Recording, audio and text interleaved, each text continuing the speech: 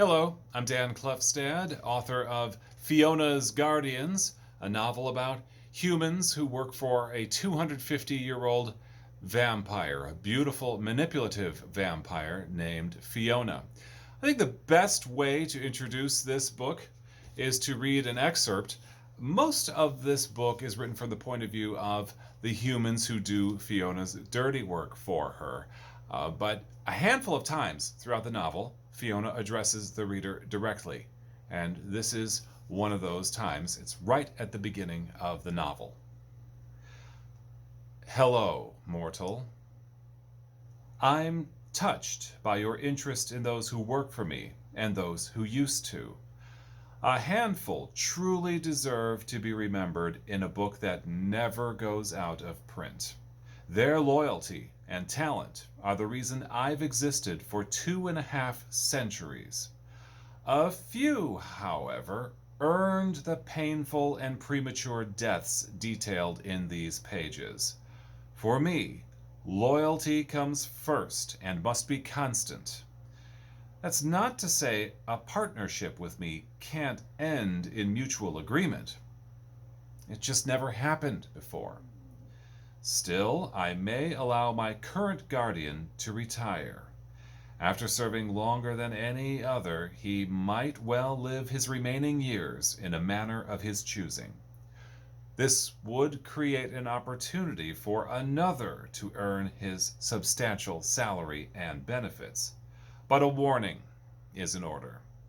The work is as relentless and unsparing as my hunger, and everyone I employed has murdered at least once on my behalf.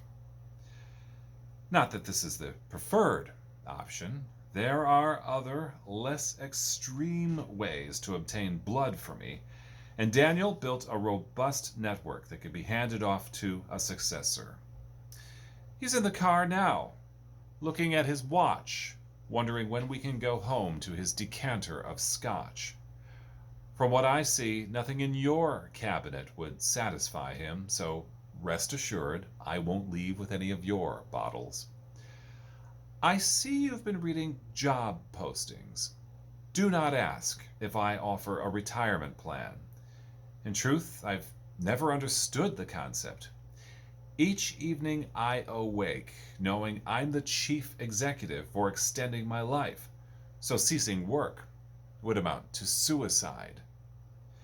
But this is what Daniel wants, and I owe him for that time he saved me from dying. It's in the book. My favorite chapters feature Agrippina, the one who created me. Driven by hunger, she brought me to the edge of death, but changed her mind when I started turning blue.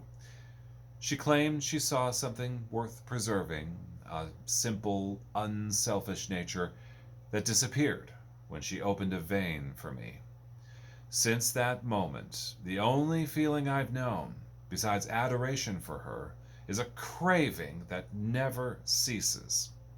That is, until the instant I tasted regret, the perpetual pain of guilt at not being with her when our enemies reappeared. They're in here too, and so is my revenge.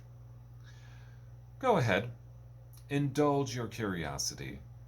When you finish reading, I'll visit again and make myself visible. You'll find me sitting in that chair over there, and we can talk about your future. Until then,